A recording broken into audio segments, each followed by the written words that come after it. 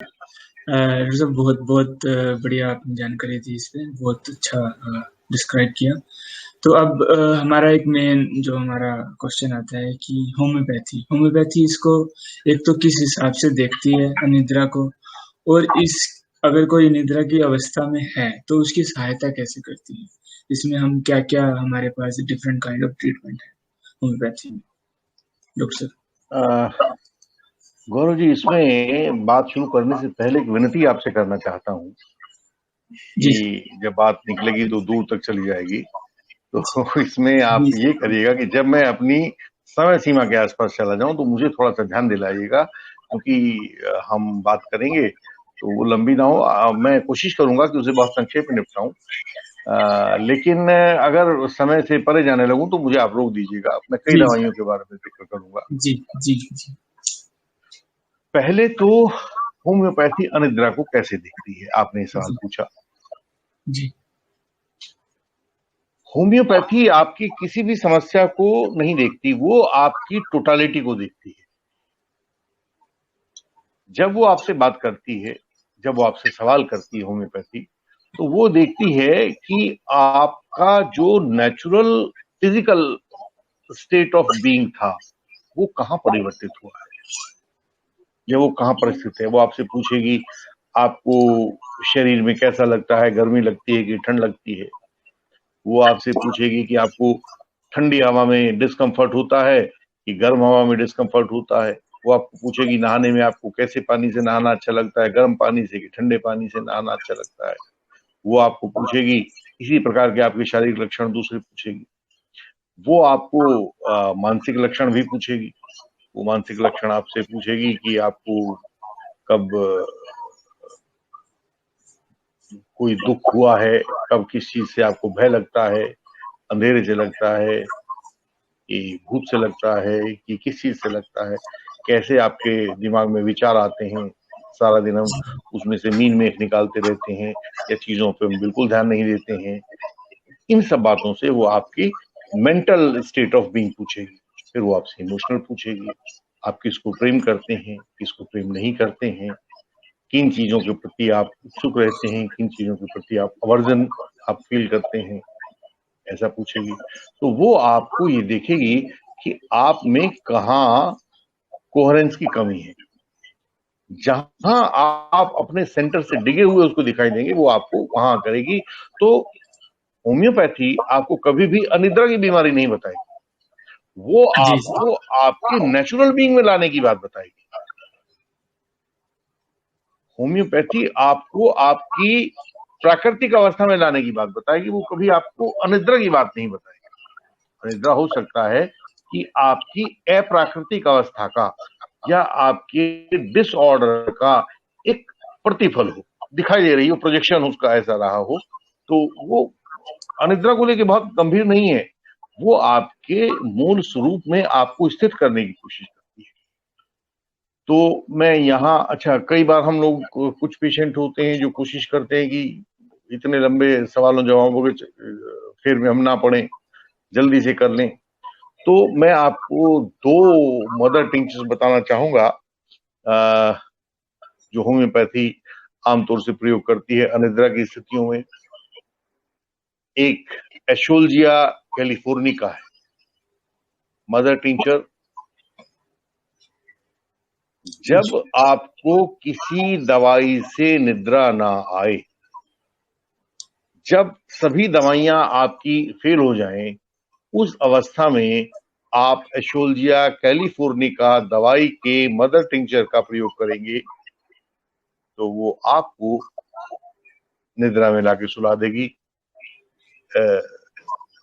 हाँ, एशोल्जिया कैलिफोर्निका। और ये जो इसके पीछे आपने निशान बनाया है, इसको हम पाई कहते हैं, और इसका अर्थ होता है, जब ये होम्योपैथी में लिखा जाता है, कि हम मदर टिंचर की बात कर रहे हैं। तो एशोल्जिया कैलिफोर्निका एक दवाई है, इसका मदर टिंचर बनाया जाता है। इस मदर टिंचर को जब भी आपको नींद ना आ रही हो, या आपने कोई दवाई ट्राई ना की हो और आप सिर्फ ये चाहते हैं कि भाई आज मुझे नींद आ जाए, दिन में कुछ झगड़ा हो गया है तो नींद नहीं आ पा रही है, मैं व्यथित हूं, तो इसके 15-20 ड्रॉप्स आप थोड़े से पानी में डाल के ले लें और वो आपको शांत करती हुई सुला दे। एशोल्जिया उन जगहों पर हम प्रयोग करते हैं जहां दूसरी दवाइयां आमतौर से फेल हो जाती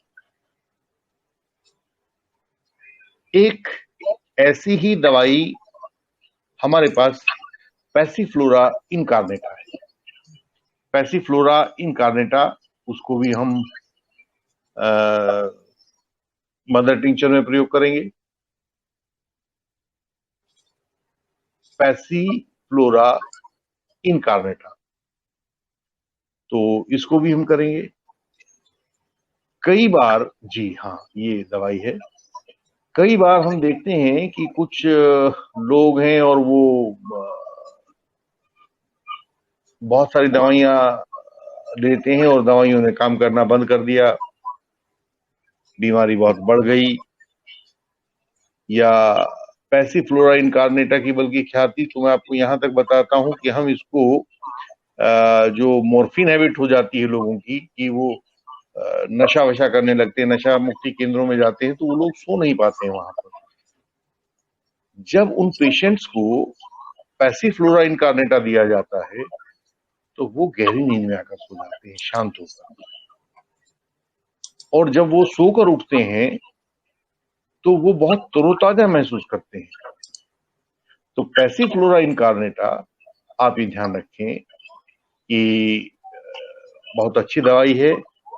इसमें जो इसके पेशेंट होते हैं, जैसे आपने उन पुराने नशा करने वाले बच्चों को देखा होगा, उनके शरीर ऐंठने लगते हैं, उनके शरीर में बहुत बेचैनी हो जाती है और उन्हें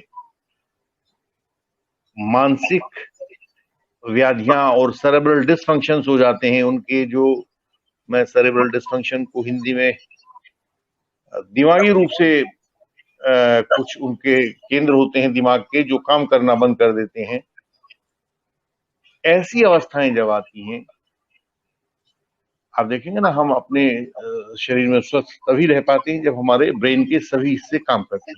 तो लेकिन जब ब्रेन का कुछ हिस्से काम करना बंद कर देंगे तो हमारा शरीर ठीक ढंग से काम नहीं करेगा। कुछ हाथ लटक जाएंगे, कुछ ऐंठन आ जाएगी, कहीं पर वो ट्विचिंग हो जाएगी।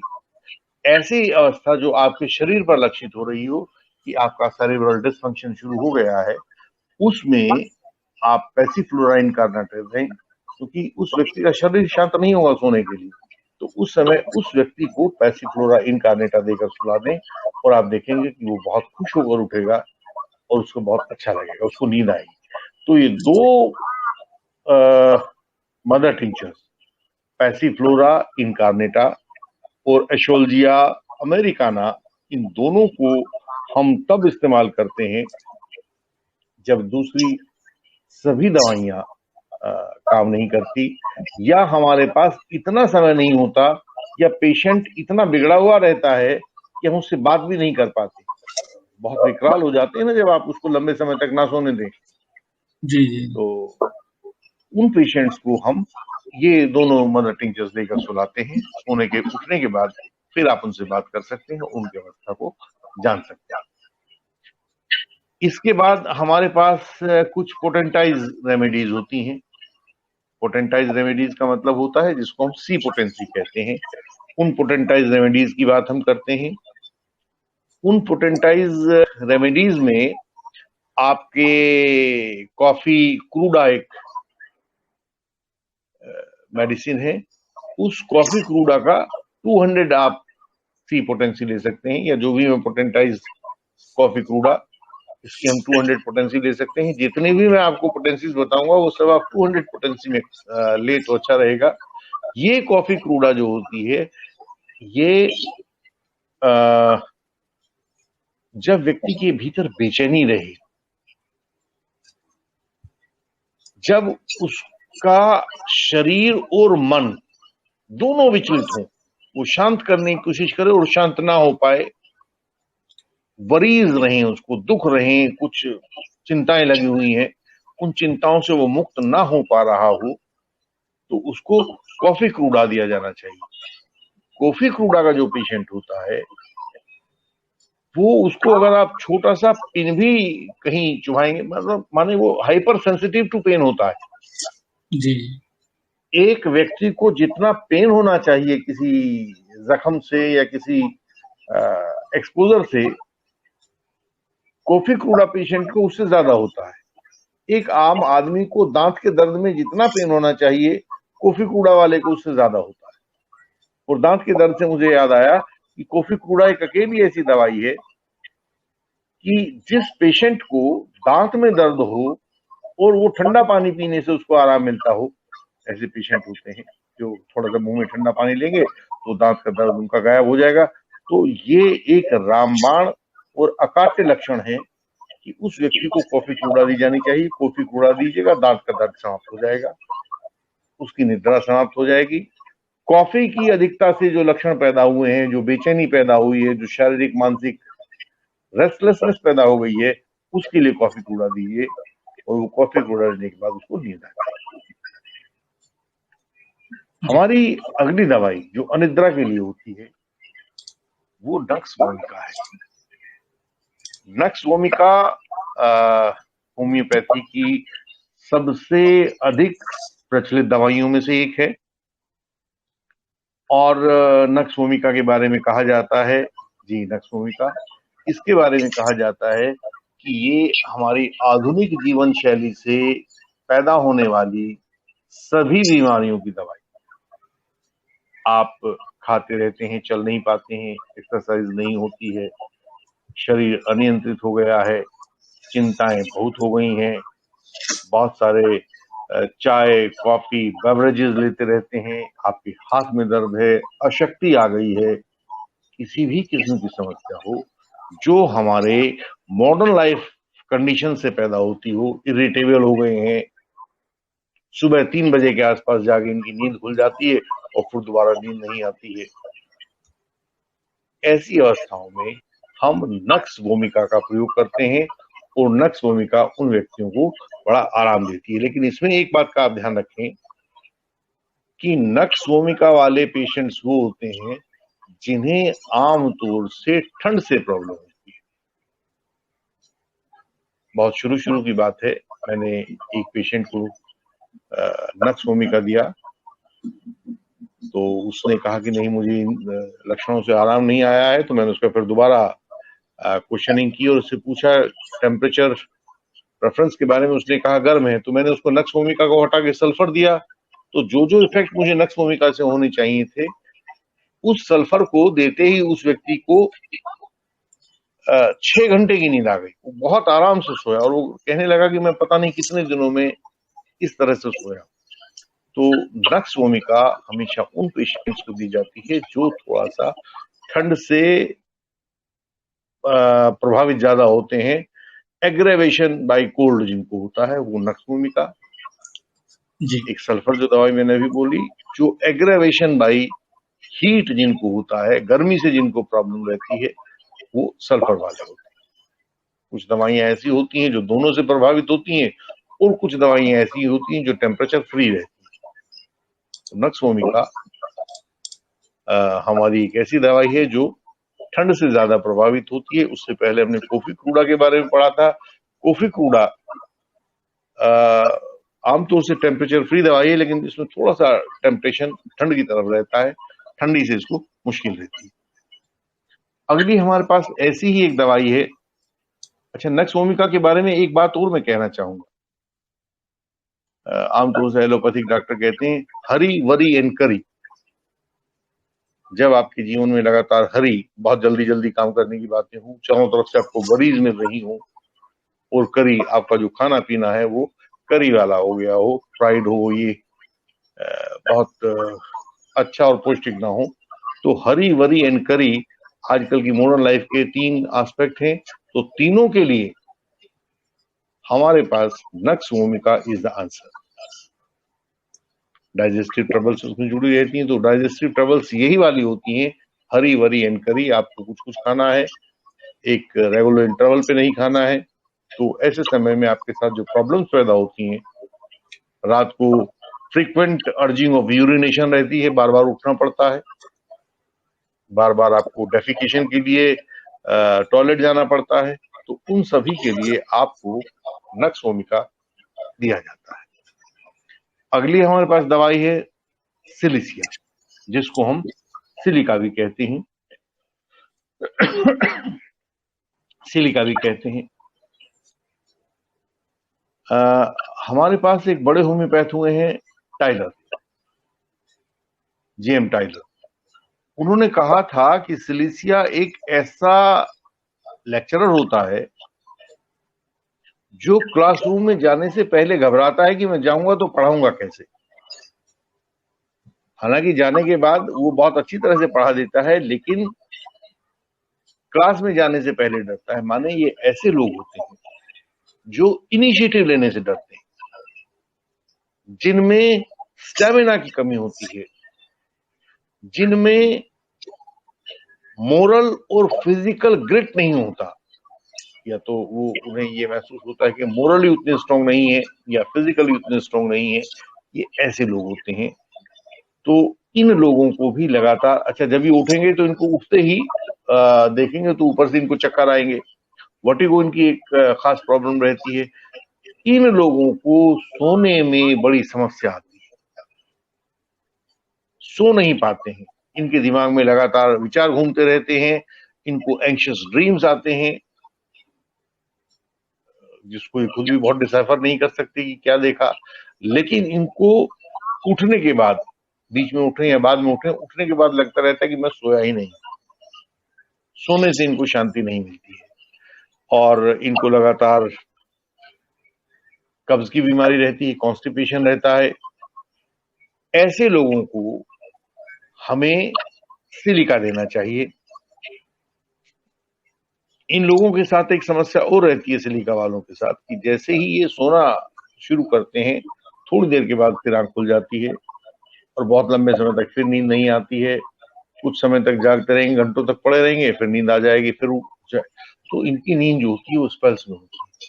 तो इन लोगों को हमें सिलिका देना चाहिए। सिलिका भी ठंड से बहुत अधिक एग्रेवेट होने वाली दवाई है, और सिलिका की पहचान है कि सिलिका की पिंडलियों से ऐसा लगेगा उसको जैसे कि ठंड जो है वो जमीन से यूं क्विवरिंग होती हुई ऊपर चल रही है, और इनकी पिंडलियों से होते हुए, ये इसकी पहचान है उस पेशेंट की जिसको सिलिका चाहिए, उसकी पिंडलियों से लेकर वेवरिंग होती हुई ठंड ऊपर तक पहुंचती। तो ये सिलिका की पहचान। इसके बाद हम सल्फर पे आते हैं। सल्फर अगली दवाई है हमारे पास, और सल्फर के बारे में जो डॉक्टर हेनेमन हुए हैं, जो होम्योपैथी के रचयिता माने जाते हैं, उनका कहना था कि सल्फर एक रैग्ड फिलोसफर होता है, फटे पुराने कपड़े पहनने वाला दार्शनिक होता है, जो चिथड़ों में घूमता है ऐसा दार्शनिक होता है। सल्फर को अपनी प्रेजेंटेबिलिटी से बहुत लेना देना नहीं होता, but when he starts presenting himself, he presents theories, he presents new ideas, he hardly agrees with someone else. Sulphur को लगता है कि मैं दुनिया का सबसे बुद्धिमान प्राणी। गर्मी बहुत लगती है, नहाने को बिल्कुल दिल नहीं करेगा, और करेगा तो वो पानी से बाहर नहीं निकलेगा, पानी में जाकर उसको आराम मिलता है, लेकिन वैसे नहाने का नहीं तो दिनों दिनों तक नहीं नहाएगा। ये सल्फर की पहचान होती है। सल्फर की एक सबसे बड़ी पहचान होती है कि इसको अल्टरनेटली कॉन्स्टिपेशन एंड डायरिया, 2 दिन कॉन्स्टिपेशन रहेगा, 2 दिन डायरिया रहेगा। तो जब ऐसा आदमी अनिद्रा का शिकार हो, तो इसकी पहचान क्या होगी कि 2 से सुबह 2 बजे से लेकर 5 बजे के बीच में इसकी आंख खुलेगी। इसमें हमारा बड़ा इंपॉर्टेंट रहता है कि हम टाइम भी देखते हैं कि आपको जो अनिद्रा आती है या बीच में आंख खुल जाती है वो कितने बजे आती है। तो सल्फर का जो टाइम होता है वो सुबह 2 बजे से लेकर 5 बजे के बीच में होता है, और सल्फर का जब अगले दिन जाएगा तो 11 बजे के आसपास इसको भयंकर नींद आएगी अगले दिन, और इसको ऐसा लगेगा कि अब तो शरीर में कुछ रहा नहीं, तो खाने पीने का दिल करेगा 11 बजे। 10 बजे करेगा तो नेट्रम इम्यूनिटी कम होगा, लेकिन जिसका 11 बजे ऐसा दिल करेगा कि अब शरीर में बिल्कुल जान नहीं रही है, मुझे सो जाना चाहिए, मुझे खा लेना चाहिए, उस व्यक्ति को सल्फर की आवश्यकता होती है। तो सल्फर वाले व्यक्ति 100 लोगों की मंडली में बैठे हों तो वहां से भी अलग पहचाने जाते हैं, क्योंकि वो हमेशा थ्योराइज करते हैं चीजों। ये सल्फर के बारे में हमारी बात है। तो डॉक्टर साहब बहुत बहुत आपका स्वागत है। मिलते हैं आपसे।